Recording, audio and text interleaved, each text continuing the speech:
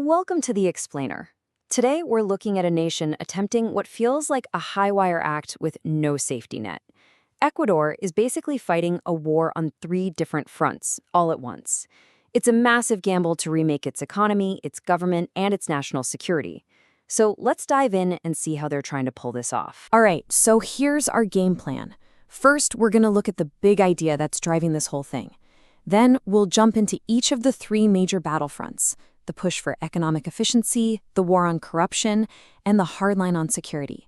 And finally, we'll pull it all together and ask, what does it all really mean for Ecuador's future? Okay, so part one, a state under pressure.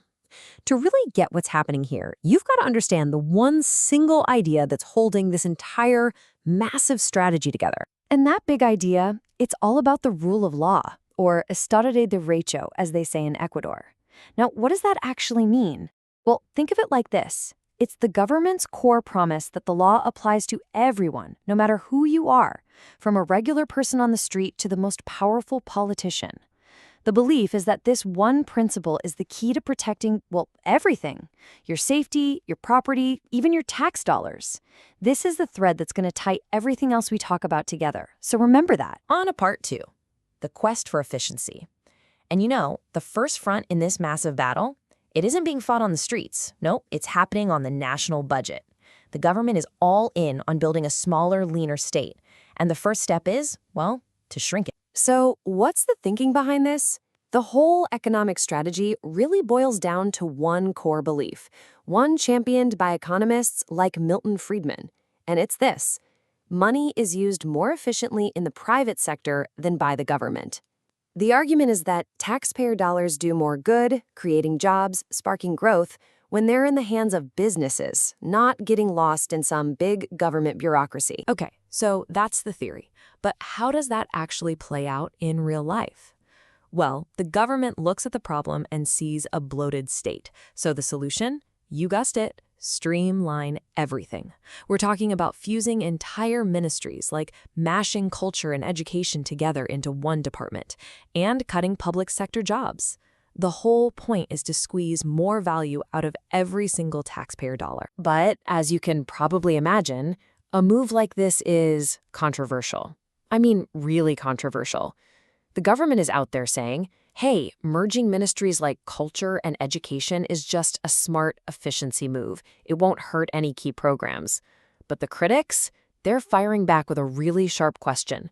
Are you actually gaining efficiency here, or are you just gutting the nation's culture to save a few bucks? Okay, so from efficiency, we pivot to integrity, part 3, the war on corruption.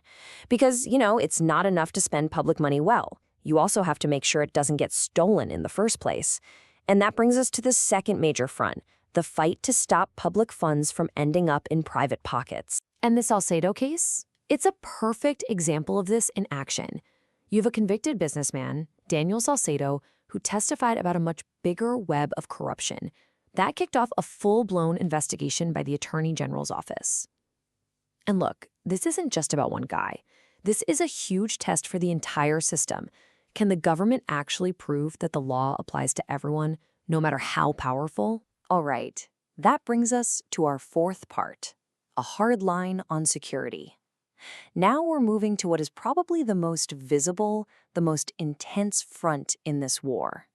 The government is getting really aggressive, trying to dismantle powerful criminal gangs and literally take back control of its prisons and its streets. And a huge part of that strategy comes down to this number you see right here, over 700. That's how many Colombian nationals were recently deported from Ecuador's totally overflowing prisons, sent right back across the border. The idea was to immediately, and I mean immediately, relieve the insane pressure on a prison system that was at its absolute breaking point. But, and this is a big but, a policy like this comes with a massive risk. Security experts jumped on this right away, warning that without way stronger border controls, a lot of these individuals could just turn around and walk right back into the country. So it raises this critical question, right? Is this a real long-term solution, or are you just kicking the can down the road? Or, in this case, across the border. So you've got these long-term questions hanging in the air. But at the same time, the government is pointing to some huge short-term wins. They're saying they've just landed a major blow against organized crime. And here is, in a targeted raid, authorities captured a man known as alias Gordo Lucho. Now, he's been identified as a top leader of the incredibly powerful Los Chonoros gang. This is not just another arrest. Taking out a key figure like this is a direct shot at the gang's command and control. It's a loud and clear message. Nobody is untouchable. Okay, so part 5, one vision, many questions. We've looked at the 3 big fronts: the economy, the justice system, and security. Now let's pull all those threads together and see how they create one single, incredibly audacious plan. And this is really where it all comes together. See, these aren't just separate random policies. They're all connected. The economic reforms, they're meant to build a more efficient state. The anti-corruption fight, that's about protecting that state's money. And the security crackdown, well, that's about enforcing that state's authority. It's a 3-pronged attack, all driving toward a single vision: a secure, a just, and a prosperous Ecuador. So the strategy is ambitious, right? The vision is crystal clear. But the challenge? It's absolutely staggering. I mean, fighting a war on just one of these fronts would be incredibly difficult. Fighting on all 3 at the same time? That takes a huge amount of resources, political will, and public trust. Which leaves us with the one big question that defines this whole thing. Can a nation actually win a war on 3 fronts? Only time will tell. Thanks for watching The Explainer.